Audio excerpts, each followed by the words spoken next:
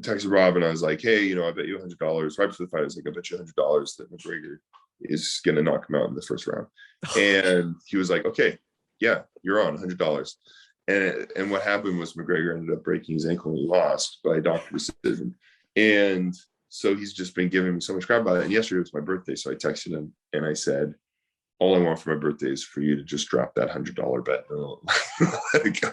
Hey guys, what's going on? It's Mo. Thank you so much for joining me today. We have got a very, very special guest on the Zooms right now, Dan Reynolds of Imagine Dragons. Good morning. How are you? Happy belated birthday. Good morning. Thank you. Appreciate it. Doing good. Good. Did you guys do anything fun to celebrate it yesterday? It was pretty low key. I kind of like low key birthdays.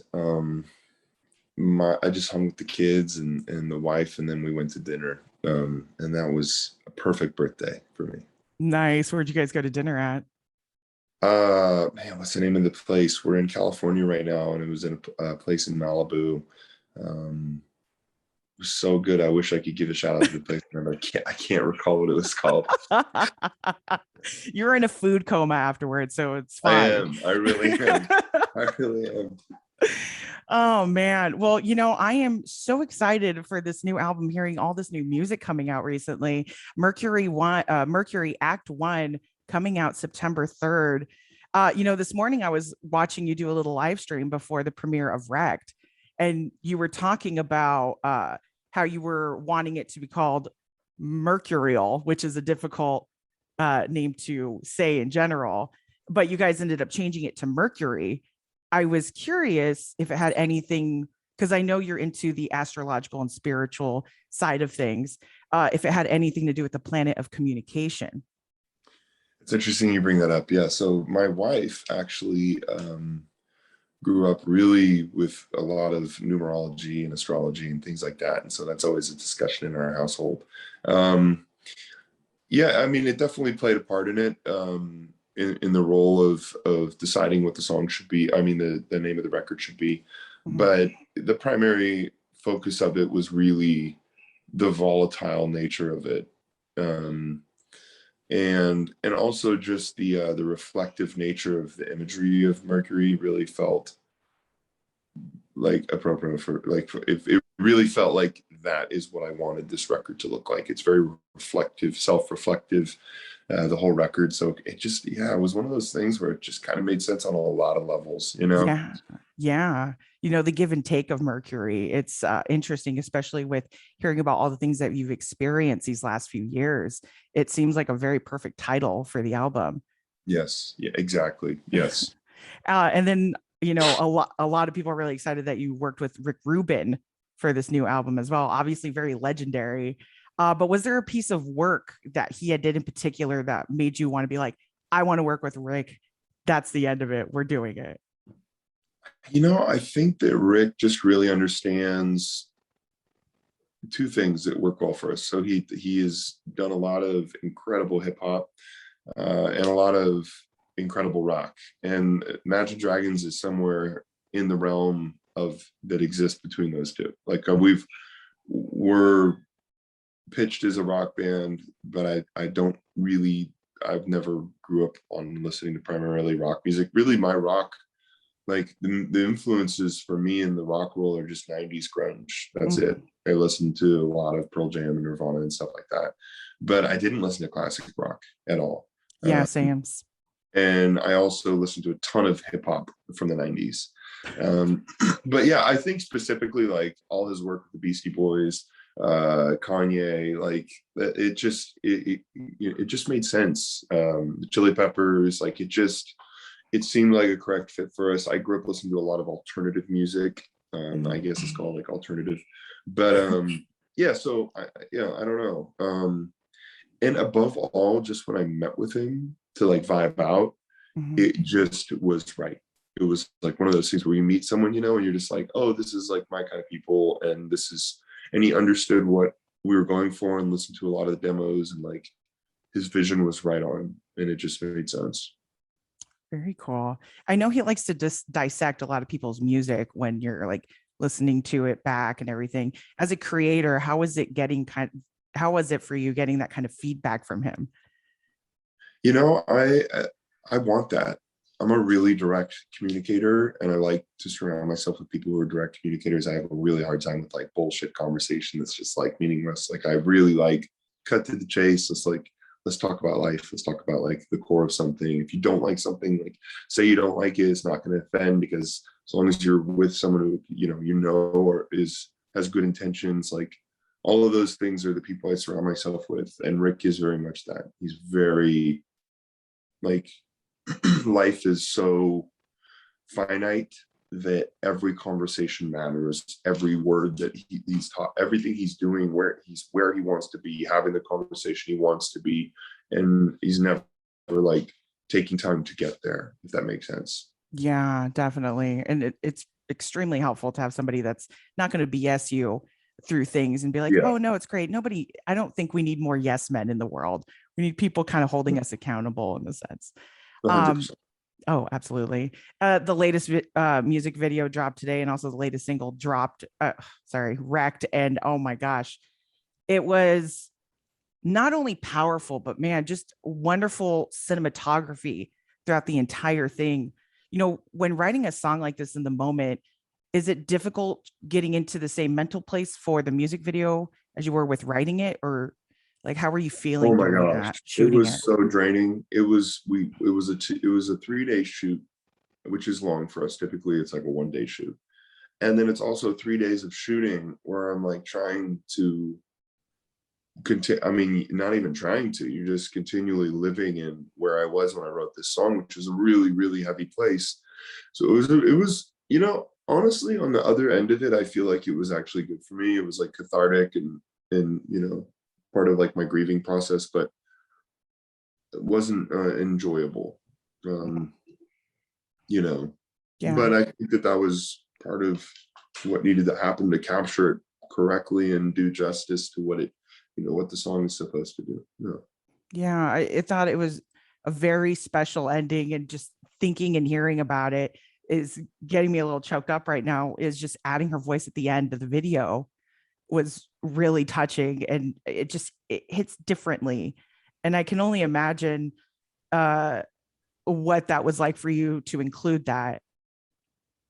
Yeah, we really first and foremost, I went to my brother and made sure he gave his blessing on doing it. But I think it's tough. When someone passes away, it's like there's two ways you go about it. Everybody just says like, let's not acknowledge this. This is too hard. Like Mhm. this is so earth shattering. Like let's never talk about it because it's too heavy. Or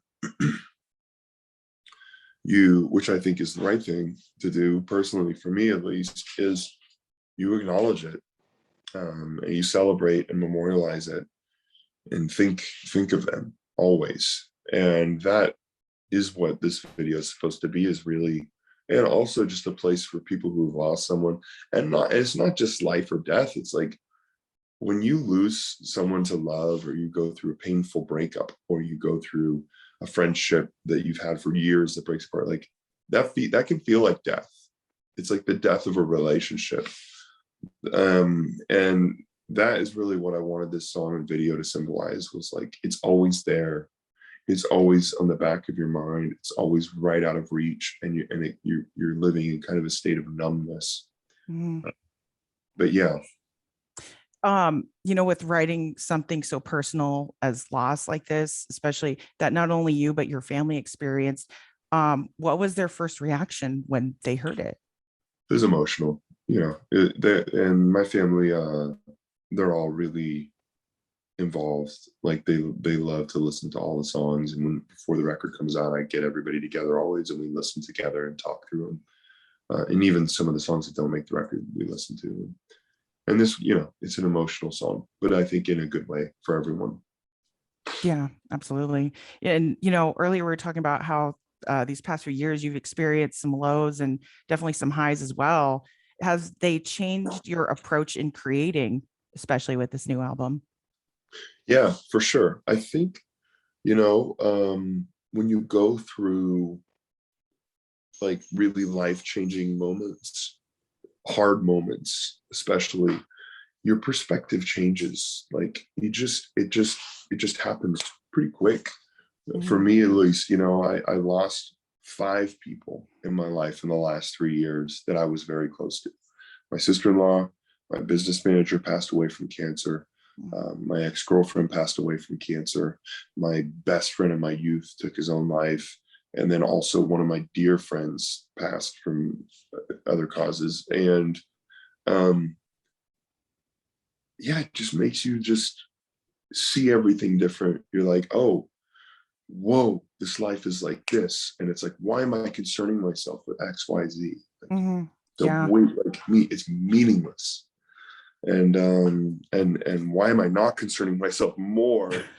ABC, so yeah, certainly changed a lot.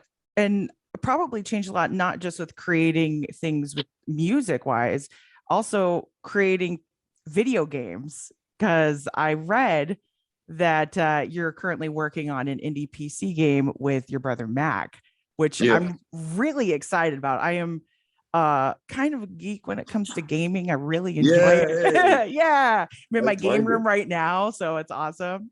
I love it. So what is the premise of this game that you guys are working on? I'm so excited about this. So I can't give away too much, or my brother will kill me, but I will say this. So a few years back, I started taking courses in Unity and C# coding. And it was something I wanted to do since I was young. I've wanted to develop indie games. But it really, like, over the last few years, I really started to dig in. I wake up every day still at 5 a.m. and I just continue taking courses because there's so much to learn. Yeah. So in the meantime, I've been making little mini games, and that's kind of how you learn how to code and how do you learn how to use like Unity or Unreal or whatever your DAW is. But so anyway, I've been doing that, and over a year ago, I had an idea for kind of a bigger project that was out of scope for me and that I couldn't do on my own. So we put together a team. It started with just me and my brother, and then we ended up, it's a dozen plus people now that have been working on it for over a year.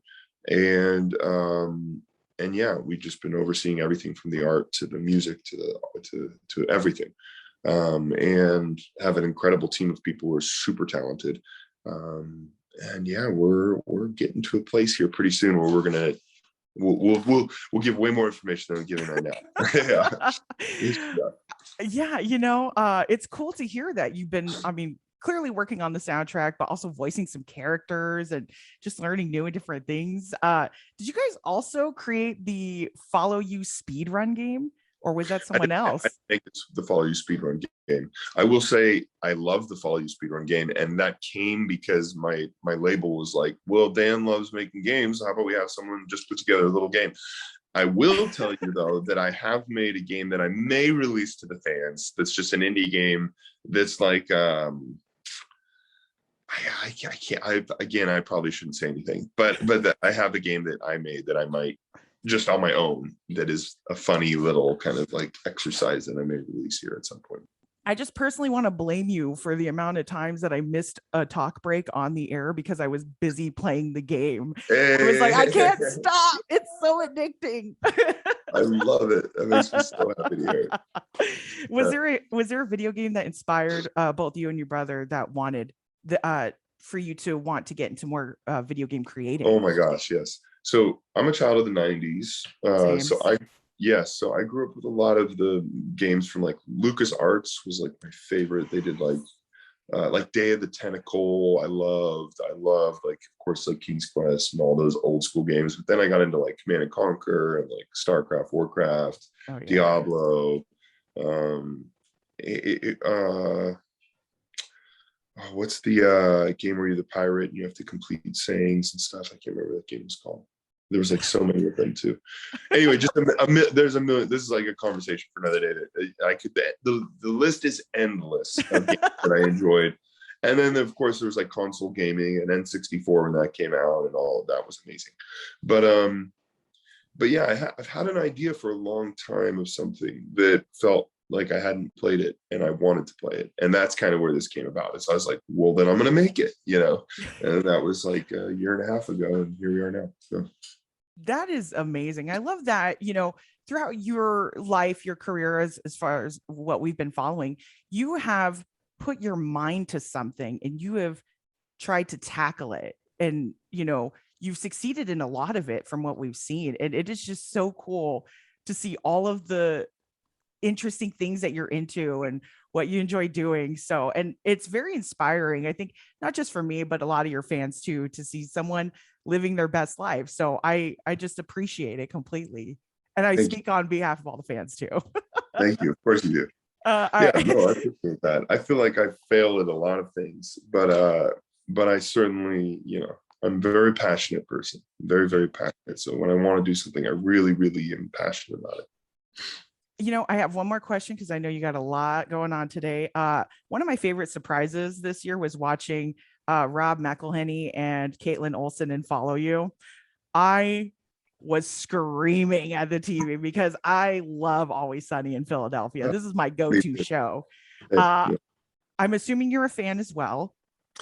Yep, that's how. Yeah, so the band, there's like only a few shows the whole band agrees on, and that's one of them. And so when it came time to put together the music video, me and my wife had this general idea of like a couple that goes to a show, and the wife is a fan, the husband's not a fan, and what does that look like? And that was the idea. And then we thought, well, who would be the best couple ever? And we're like, okay, obviously, like if we're shooting for the moon, like to get Rob and Caitlin would be amazing, or Mac and D. But so then we just reached out and they were like, hell yeah, we're big fans, we love to do it. And it just came together like super fast like that. But they're so funny. Like even just the other day when McGregor was fighting the UFC fight, he was at the fight and I happened to be watching it, so I texted Rob and I was like, hey, I bet you $100. Right before the fight, I was like, I bet you $100 that McGregor is gonna knock him out in the first round. And he was like, okay, yeah, you're on $100. And what happened was McGregor ended up breaking his ankle and he lost by doctor decision. And so he's just been giving me so much crap about it. And yesterday was my birthday, so I texted him and I said, all I want for my birthday is for you to just drop that $100 bet. Let it go. But let me read you what he wrote because it's just so Rob. He said, hold on. I'm only going to share this with you because you're such a fan that I know you'll at least appreciate. I probably will. I'm so excited to see what he said. I never want it paid. I want it owed forever. And then he said, happy birthday or whatever. 45 or 46? And I said, I hate you. Younger than you and prettier. And he said, younger and taller. That's it. And I guess you can sing, but I've only heard that one song, so it's hard to tell. Oh my gosh, that is amazing. I'm so glad I got to live vicariously through you. That was so cool. Yeah, they're great. They're really great. Fat Mac or Chiseled Mac?